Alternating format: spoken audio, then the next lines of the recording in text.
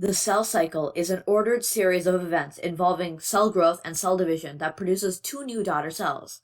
Cells on the path to cell division proceed through a series of precisely timed and carefully regulated stages of growth, DNA replication, and division that produces two genetically identical cells. G0. Not all cells adhere to the classical cell cycle pattern, in which a newly formed daughter cell immediately enters interphase, closely followed by the mitotic phases. Cells in G0 are not actively preparing to divide. The cell is the quintessential inactive stage, having exited the cell cycle. Some cells enter G0 temporarily until an external signal trigger signals the onset of G1. Other cells that rarely or never divide, such as mature cardiac muscle and nerve cells, remain in G0 permanently. G1. The first stage of interphase is called G1, or first gap, because little change is visible. However, during the G1 stage, the cells are quite active at the biochemical level. The cell is accumulating the building blocks of chromosomal DNA and the associated proteins necessary, as well as accumulating enough energy reserves to complete the task of replicating each chromosome in the nucleus. The G1 checkpoint determines whether all conditions are favorable for cell division to proceed. The G1 checkpoint, also called the restriction checkpoint, is the point at which cells irreversibly commit to the cell division process.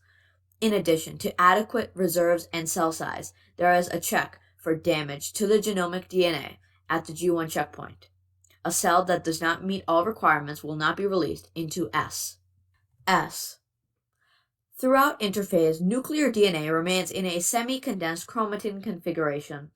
In the S phase, synthesis phase, DNA replication results in the formation of two identical copies of each chromosome, called sister chromatids, that are firmly attached at the centromere region. At this phase, each chromosome is made up of two sister chromatids and its duplicate chromosome. The centrosome is duplicated during the S phase. Two centrosomes will give rise to the mitotic spindle, the apparatus that orchestrates the movement of chromosomes during mitosis. The centrosomes consist of a pair of rod-like centrioles at right angles to each other. Centrioles help organize cell division. Centrioles are not present in the centrosomes of many eukaryotic species, such as plants and many fungi. G2. In G2, or second gap, the cell replenishes its energy stores and synthesizes the proteins necessary for chromosome manipulation. Some cell organelles are duplicated, and the cytoskeleton is dismantled to provide the resources for the mitotic spindles. There may be additional cell growth during G2. The final preparations are made for the mitotic phase, and they must be completed before the cell is able to enter the stage of mitosis. The G2 checkpoint bars the entry to the mitotic phase if certain conditions are not met.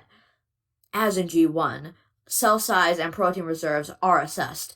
However, the most important role of the G2 checkpoint is to ensure that all chromosomes have been replicated and that the replicated DNA is not damaged. Thanks for watching this video. If you found it helpful, please like. If you want to see more reviews of AP Biology, please subscribe.